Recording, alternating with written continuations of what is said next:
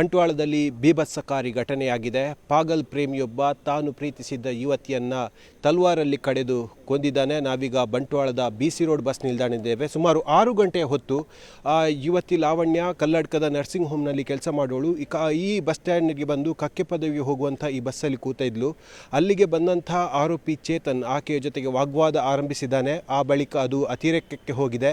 ಬಳಿಕ ಕೆಳಭಾಗದಲ್ಲಿರುವಂಥ ಆತನ ಕಾರಲ್ಲಿ ಹೋಗಿ ವೆಪನನ್ನು ಅಂದರೆ ಆಯುಧವನ್ನು ತಂದಿದ್ದಾನೆ. ಆಮೇಲೆ ಭಯಭೀತಗೊಂಡಂಥ ಯುವತಿ ನೇರವಾಗಿ ಬಸ್ಸಿನಿಂದ ಇಳಿದು ಓಡಲು ಆರಂಭಿಸಿರುವಂಥದ್ದು. ಯುವತಿ ಈ ಬಸ್ಸಲ್ಲಿದ್ದು ಬಸ್ಸಿಂದ ನೇರವಾಗಿ ಓಡುವಾಗ ಆಕೆಯ ಚಪ್ಪಲನ್ನು ಕೂಡ ನೀವಿಲ್ಲಿ ಗಮನಿಸ್ತಿರ್ಬೋದು. ಸುಮಾರು ಘಟನಾ ಸ್ಥಳಕ್ಕೆ ಈ ಬಸ್ಸಿಂದ ಸುಮಾರು 20 ಮೀಟರ್ ಅಂತರ ಇದೆ.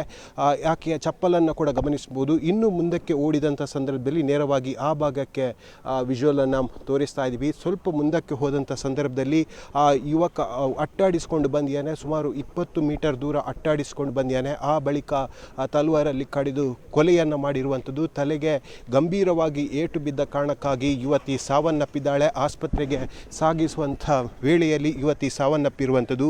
ಆರೋಪಿಯ ಹಿನ್ನೆಲೆಯನ್ನು ಗಮನಿಸ್ತಾ ಹೋದರೆ ಆತ ಚೇತನ್ ಅನ್ನೋದನ್ನು ಈಗಾಗಲೇ ಪೊಲೀಸರು ಸ್ಪಷ್ಟಪಡಿಸಿದ್ದಾರೆ.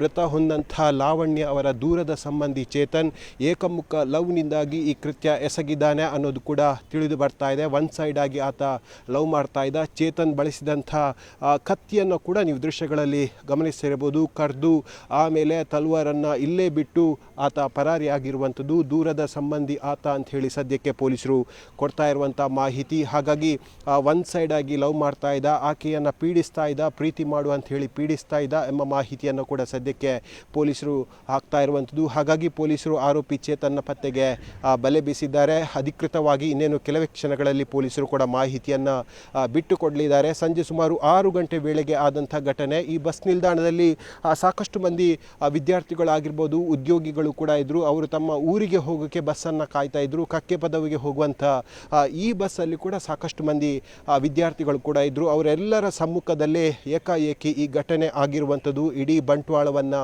ಬೆಚ್ಚಿ ಬೀಳಿಸಿದೆ. ಸ್ಥಳಕ್ಕೆ ದಕ್ಷಿಣ ಕನ್ನಡ ಜಿಲ್ಲಾ ಪೊಲೀಸ್ ವರಿಷ್ಠಾಧಿಕಾರಿ ಅರುಣ್ ಕುಮಾರ್ ಭೇಟಿ ನೀಡಿದ್ದಾರೆ. IGP ಅಮಿತ್ ಸಿಂಗ್ ಕೂಡ ಭೇಟಿ ನೀಡಿದ್ದಾರೆ. ಸದ್ಯಕ್ಕೆ ಯುವತಿಯನ್ನು ದೇರಳಕಟ್ಟೆಯ ಖಾಸಗಿ ಆಸ್ಪತ್ರೆಯ ಶವಾಗಾರದಲ್ಲಿ ಆಕೆಯ ಡೆಡ್ ಬಾಡಿ ಇರುವಂಥದ್ದು. ಆರೋಪಿಗೆ ಮತ್ತು ಮೃತ ಯುವತಿ ಲಾವಣ್ಯಗೆ ಬಸ್ ಹತ್ತುವ ಮುನ್ನವೂ ಕೂಡ ಒಂದು ಮಾತುಕತೆಯಾಗಿತ್ತು, ವಾಗ್ಯುದ್ಧಗಳು ಆಗಿತ್ತು ಅನ್ನೋದು ಕೂಡ ಗೊತ್ತಾಗಿದೆ. ಆ ಬಳಿಕ ಅತಿರೇಕಕ್ಕೆ ಹೋಗಿ ಈ ಘಟನೆ ಆಗಿದೆ.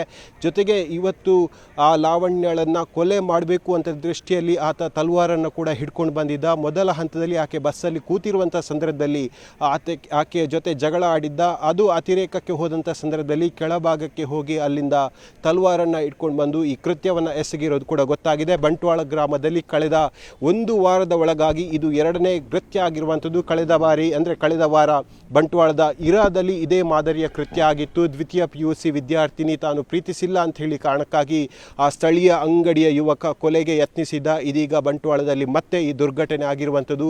ಇಡೀ ಬಂಟ್ವಾಳ ಬೆಚ್ಚಿ ಬಿದ್ದಿದೆ. ಇಂತಹದೊಂದು ಮನಸ್ಥಿತಿಗಳ ವಿರುದ್ಧ ಪೊಲೀಸರು ಕಠಿಣ ಕಾನೂನು ಕ್ರಮವನ್ನು ಕೈಗೊಳ್ಳಬೇಕೆಂದು ಜನ ಆಗ್ರಹಿಸ್ತಾ ಇದ್ದಾರೆ. ಕ್ಯಾಮರಾಮ್ಯಾನ್ ನಿಖಿಲ್ ಸುವರ್ಣ ಜೊತೆ ಕಿಶನ್ ಶೆಟ್ಟಿ, ನ್ಯೂಸ್ 18 ಮಂಗಳೂರು.